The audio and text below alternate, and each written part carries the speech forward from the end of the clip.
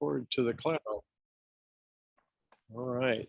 So we've got a great interview this morning with Representative Gale Adcock, but we'll wait just another minute or two because I know some more people will join in. We usually have a few folks join in a little bit into it, but we don't want to wait too long because we want to get as much out of this interview as we can. But so good morning, everybody, and good morning, Coalition. It's great to have you all with us. And one announcement that we have is our full coalition meeting is next Friday, a week from today. So plan for that. And we'll be excited to have you all be with us. And let's just get right into our interview. Representative Gale Adcock from the Cary area has been in the House of Representatives for the North Carolina General Assembly for four sessions, or four terms.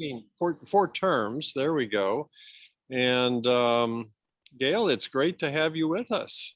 You are actually, we're all from different, we're broadcasting here from from different areas, and you're in Memphis still, just gotten a big award. And we'll ask you about that. Don't let me forget to ask you about that. But first of all, I want to welcome you to the North Carolina Serious Illness Coalition and our wonderful group here. And there's a whole group of folks that are going to be listening in. And then we'll also have this on recording so people can listen in the future. But tell us a little bit about where you grew up and what kinds of things you did when you were younger. Well, thank you so much, David. It's such a pleasure to be with all of y'all this morning. I hope you don't mind my makeshift studio here in my hotel room and a window that doesn't close and allow the morning sun to be obstructed. So I'm a little overexposed, but it's a pleasure to be with you from here. I grew up in a very small town in the southwestern part of Virginia, in the foothills of the Blue Ridge, called Martinsville, Virginia. You may know it because there's a big big racetrack there, and NASCAR, of course, is a big thing now. But when I was growing up, nice girls didn't go to the racetrack, and so I'd never been there because my mama would have skinned me alive if I'd gone to the racetrack. And now, of course, it's like the biggest thing ever. I was always a voracious reader and an early talker.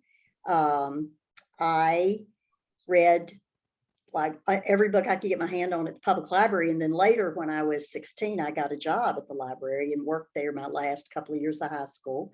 I was a candy striper at the local hospital, and won't surprise Catherine to hear that I had the cap and the pin and all the stars, you know, that you get for every 100 hours that you volunteered.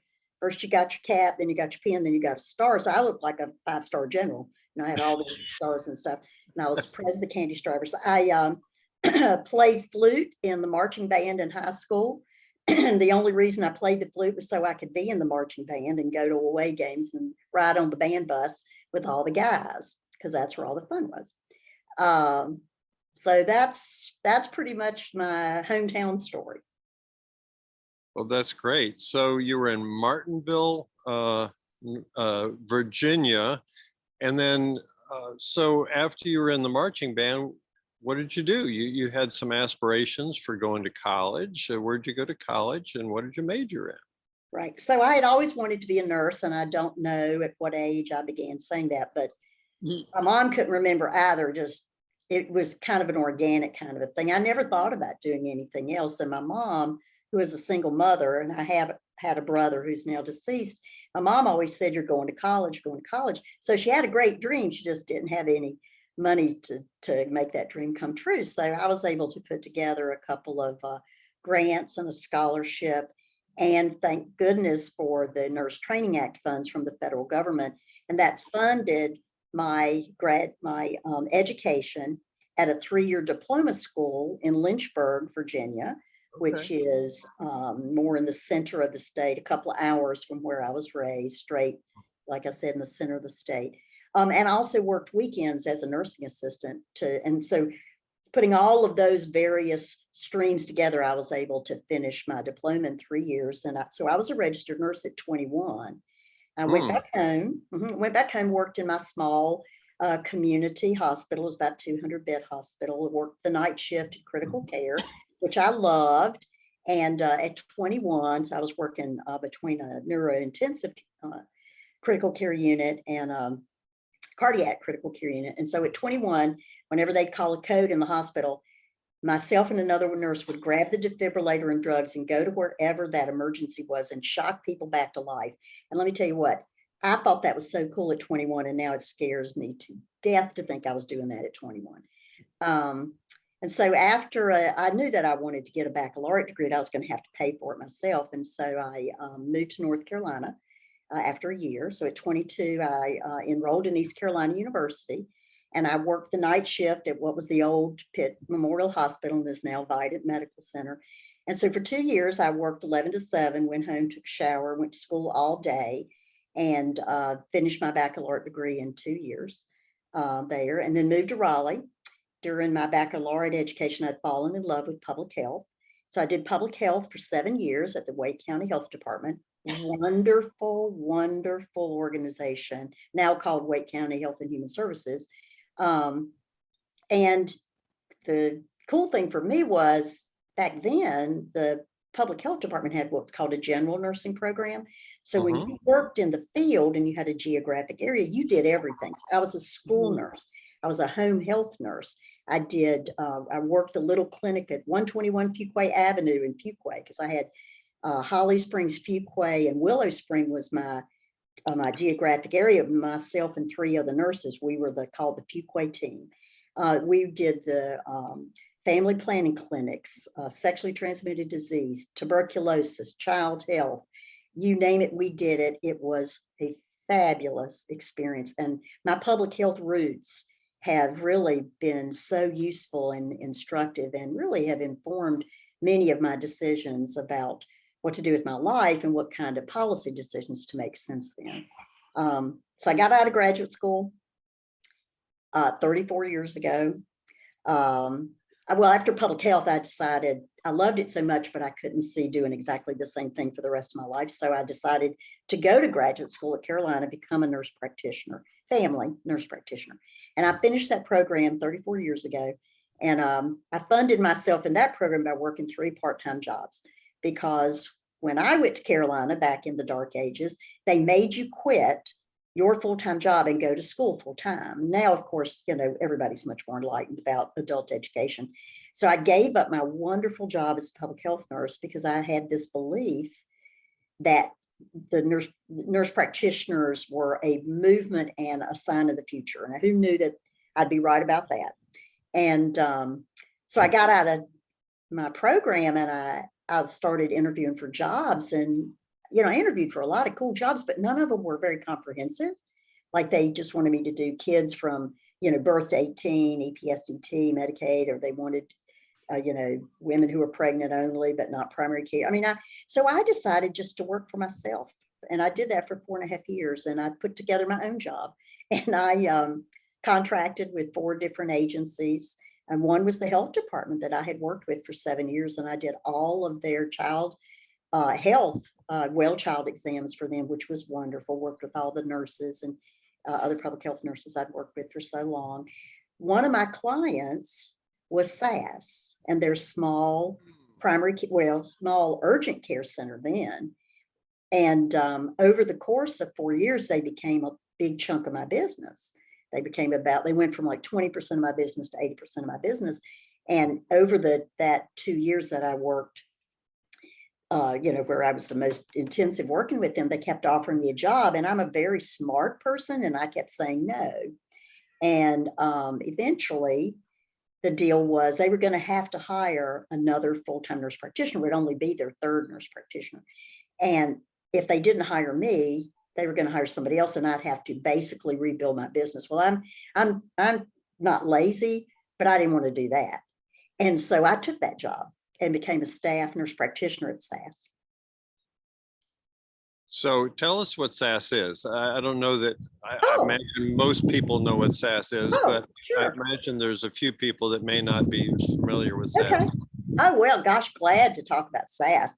So I went to work for SAS in 1991. SAS is, first of all, it's SAS, and it doesn't stand for anything. You pronounce it SAS. You don't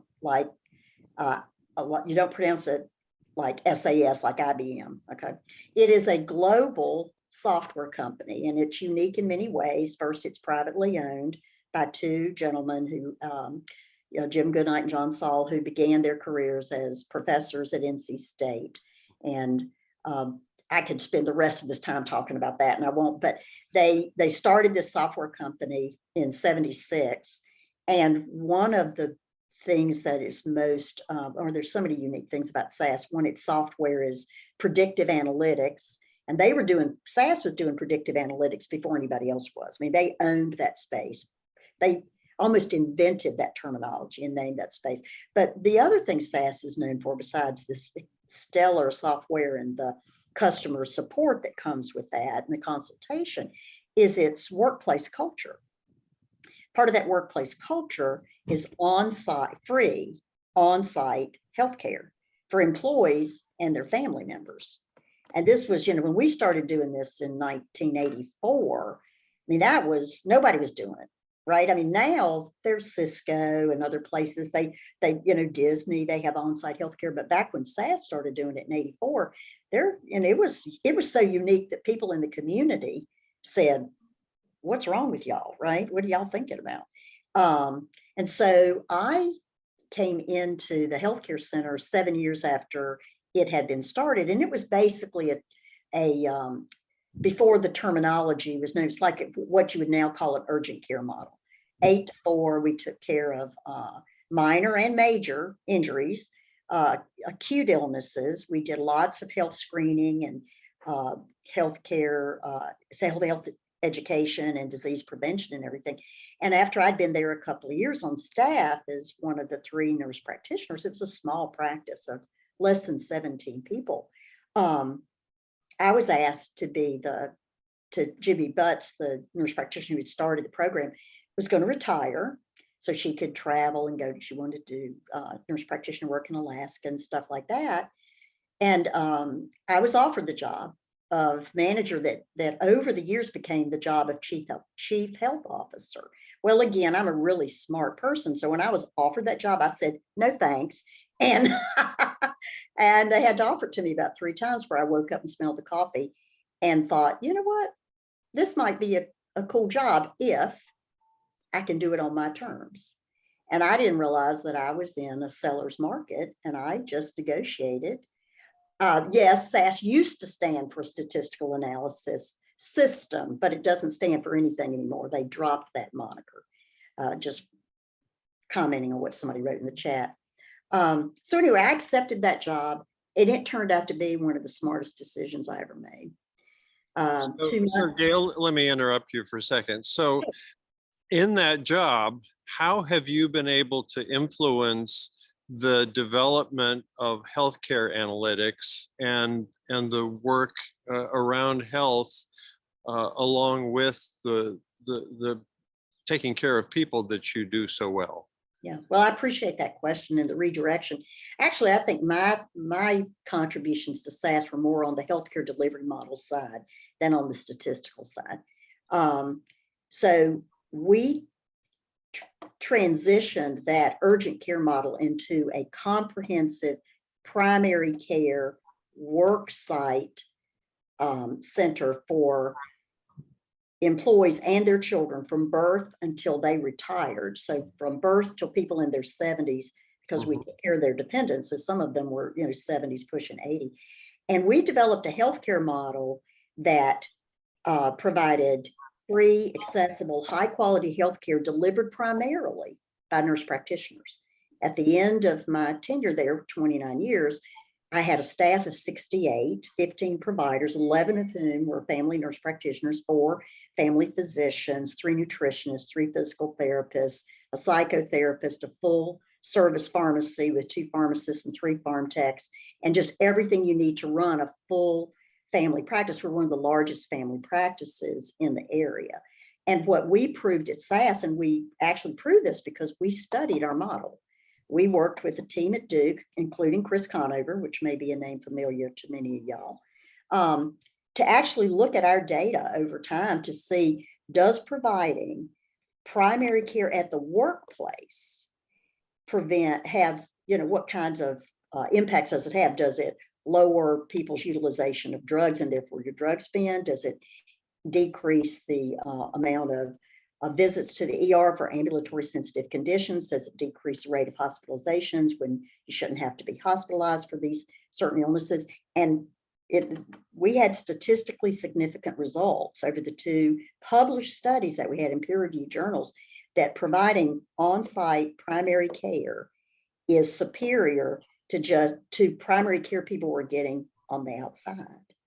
And so that was my biggest contribution to SAS, was creating that model and growing that practice from 17 members to 68 members, and then adding all these wonderful services. We had what I call super duper primary care, super duper family practice, because not all family practices have behavioral health embedded, have nutrition and physical therapy embedded, have a pharmacy right there. And so that was my biggest contribution to SAS, in addition to helping design the health plan and the drug plan, being a consultant for really a global consultant for SAS, particularly when the pandemic hit. Because of course SAS has not just 25 US offices, but it has 25 or 30 global offices. Almost every country has at least a small SAS sales force. And some countries have really large SAS bases, like England and France. So I did act as a consultant for several of our groups that were developing software, particularly when they were looking at they were trying to come up with some software to help with contact tracing during the very beginning of the COVID pandemic. And I helped them with their business case for that. So it was a fabulous job. It was a policy-making job. It was I said I was, part policymaker and part firefighter, because my job was to help other people solve problems by making sure they had all the resources they needed.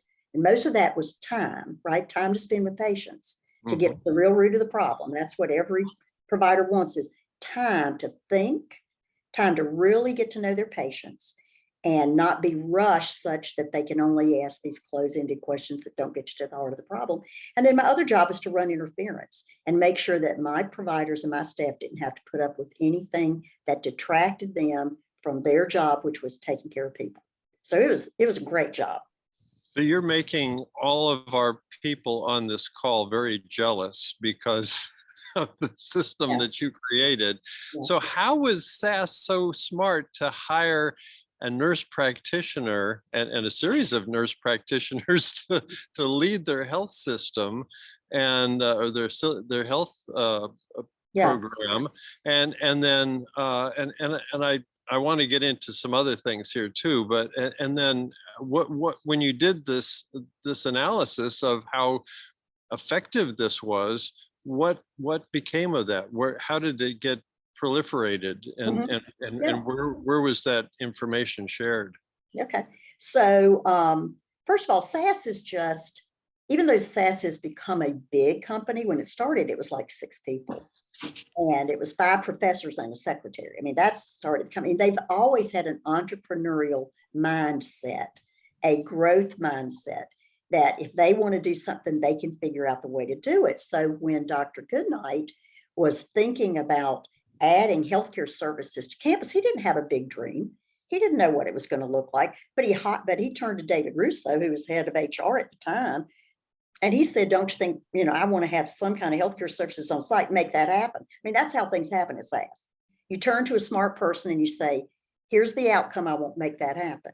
So David, being the smart person he was and still is, although he's retired years ago, is he started doing some research. David was a big reader, and he was reading about nurse practitioners. Now, in 1984, nurse practitioners had only been practicing in our state for less than 10 years.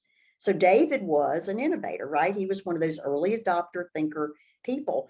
And he went out and he never even, and no offense to any physicians on the line, but David did not even advertise for a physician.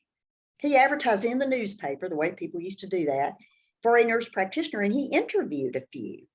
And he hired Jimmy Butts, who had never done anything like she was being asked to do. Just like when I was hired, I'd never done anything like I was being asked to do, and we did it without a net. But SAS is this environment where they want you to take risks.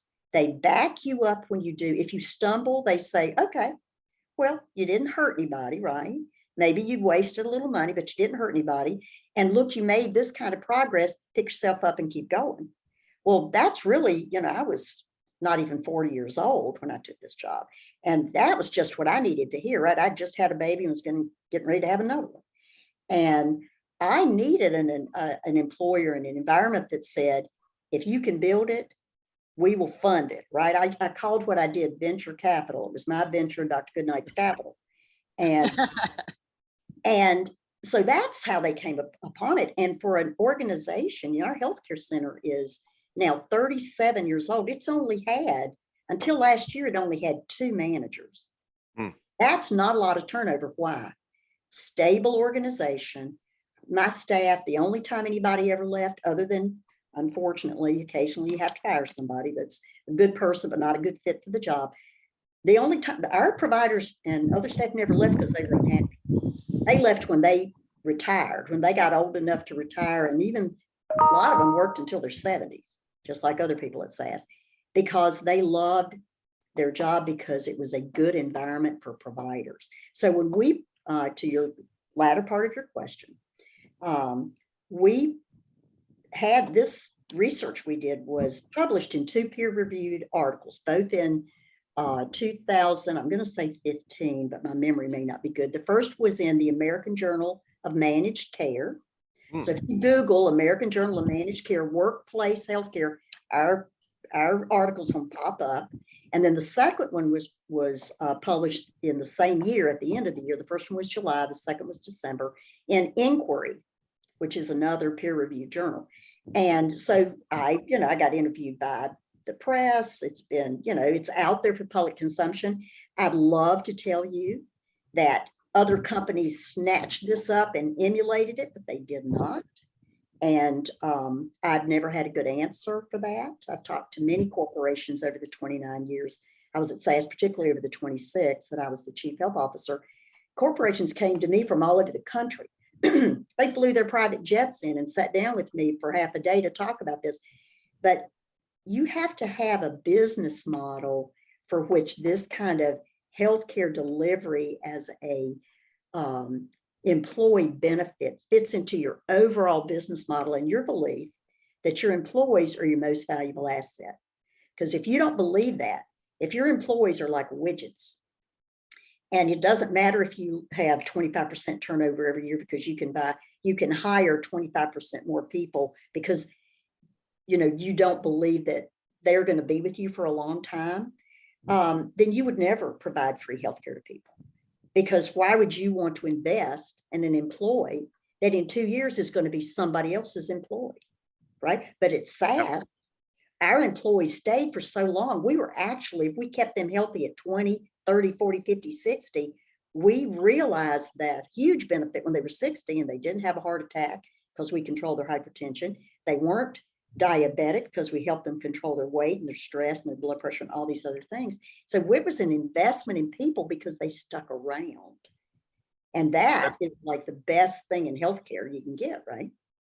That's a great depiction of how to create a system that actually works.